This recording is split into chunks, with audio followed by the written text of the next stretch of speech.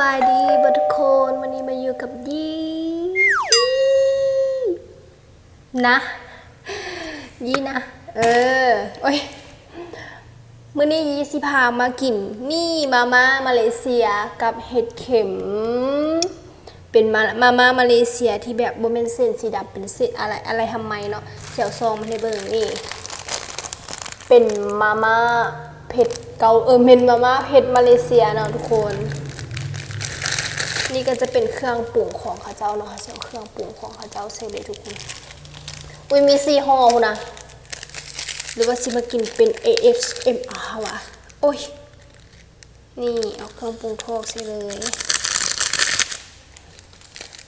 เข้ากับมะเผ็ดเพิ่นเนาะนี่คือมะเผ็ดเพิ่ง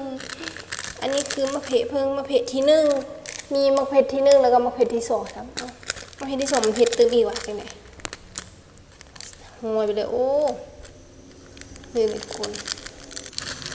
จะเป็นเครื่องเทศขนาด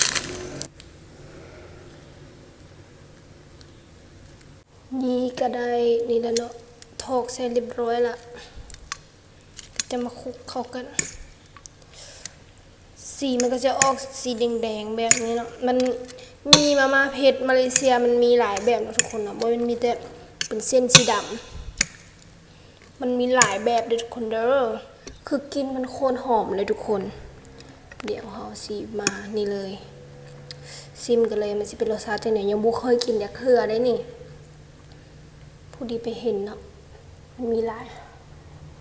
กินแบบต้มยำเลยทุกคน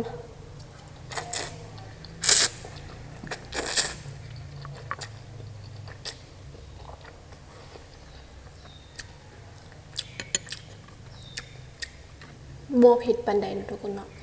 น่าจะเป็นสีดำเนาะที่เผ็ดเนาะ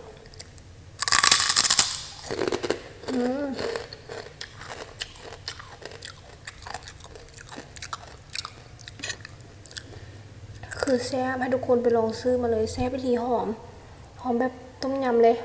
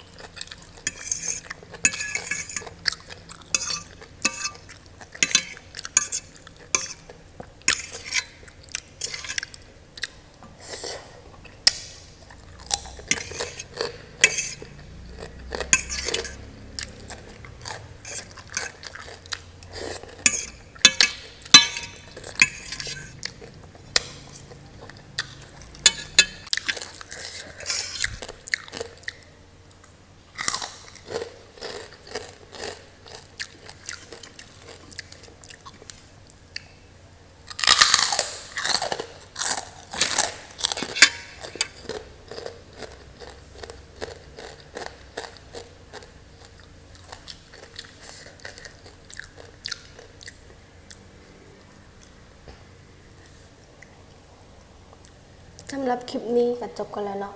อย่าลืมกดไลค์กดแชร์กดซับ